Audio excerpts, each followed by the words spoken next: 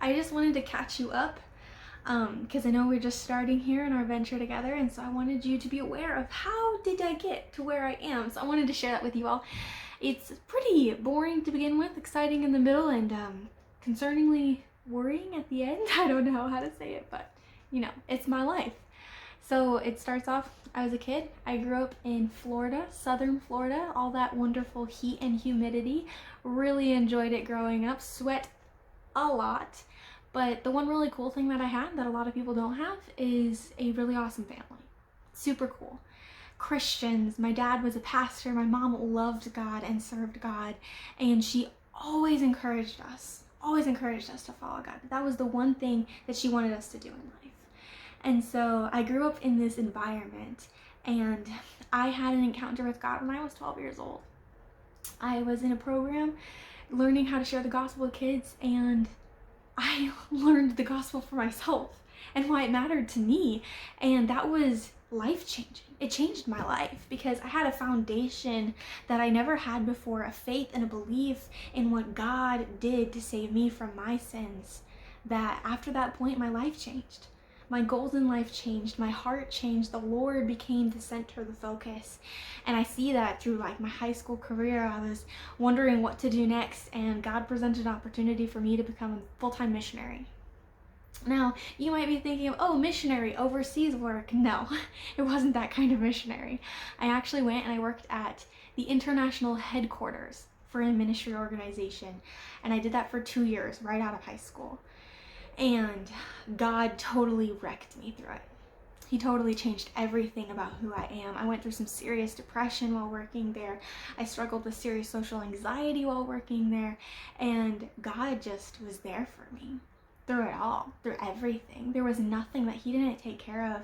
I had to raise my own support, and He was with me every step of the way, every awkward conversation, every denial, every rejection. He was there, and He was helping me.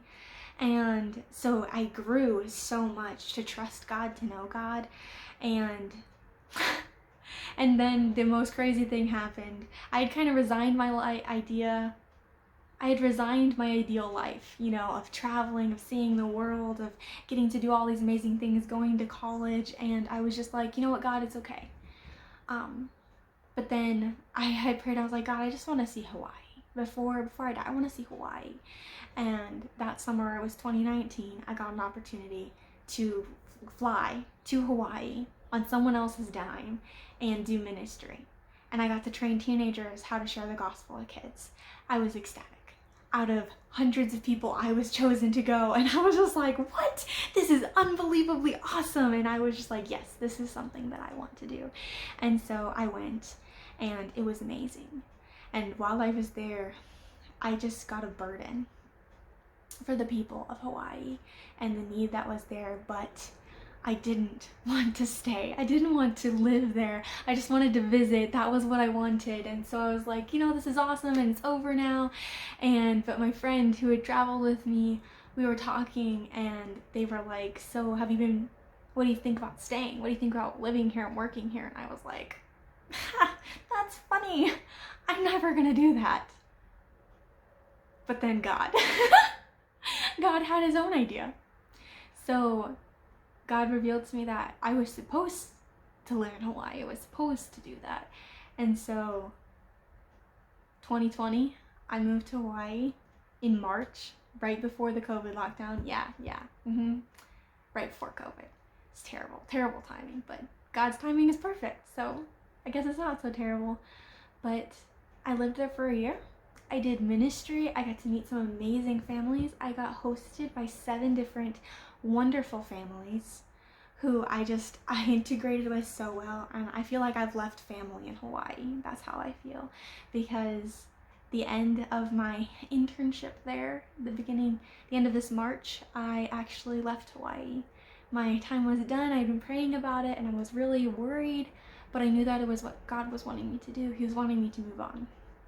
And so I decided that I was leaving with no prospects, no job offers, nothing on the table, just knowing that I wasn't going to be in Hawaii anymore. And I started to pray and ask God what he wanted me to do. And I was like, okay, God, what do you want me to do? Where do you want me to go?